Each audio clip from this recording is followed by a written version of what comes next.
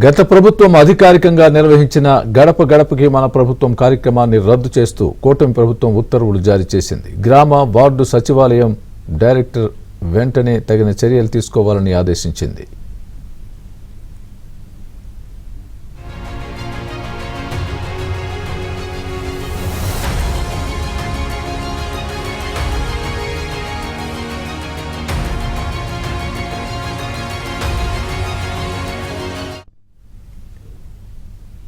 గత ప్రభుత్వం అధికారికంగా నిర్వహించిన గడప గడపకి మన ప్రభుత్వం కార్యక్రమాన్ని రద్దు చేస్తూ కూటమి ప్రభుత్వం ఉత్తర్వులు జారీ చేసింది.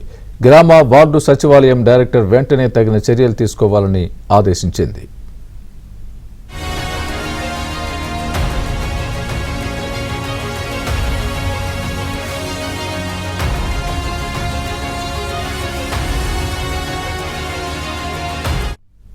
ఇదే అంశానికి సంబంధించి పూర్తి అప్డేట్ మా ఏపీ బ్యూరో చీఫ్ రామారావు చెప్తారు.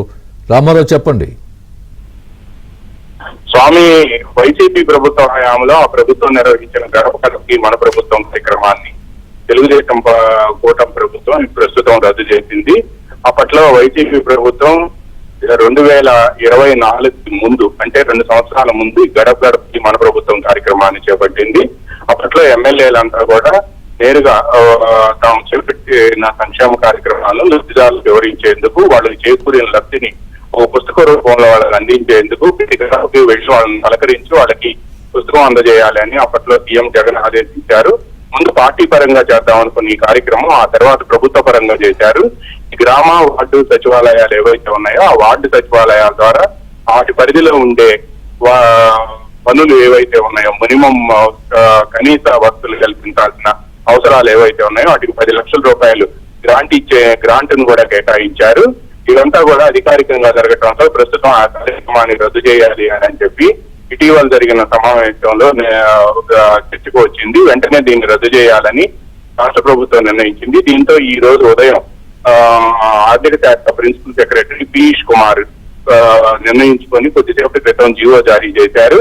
గ్రామ వార్డు సచివాలయాల డైరెక్టర్ ఈ ఉత్తర్వులను వెంటనే అమల్లోకి తీసుకురావాలి అని చెప్పి ఆదేశాలు జారీ చేశారు. అయితే కూటమి ప్రభుత్వం అధికారంలోకి వచ్చిన 8 నెలల తర్వాత ఇప్పుడు గత వైసీపీ ప్రభుత్వం అమలు చేసిన గడప గడపకి మన ప్రభుత్వం కార్యక్రమాన్ని రద్దు చేయడం మాత్రం చర్చనీయాంశంగా మారింది. ఇన్ని రోజులు ప్రభుత్వంలో ఉన్న అధికారులు ఏం చేస్తున్నారు అనేది కూడా తెలుగుదేశం పార్టీకి సంబంధించిన కార్యకర్తలు, నేతలు ప్రశ్నిస్తున్నారు. పాలనాపరమైన వ్యవహారాలు చూస్తే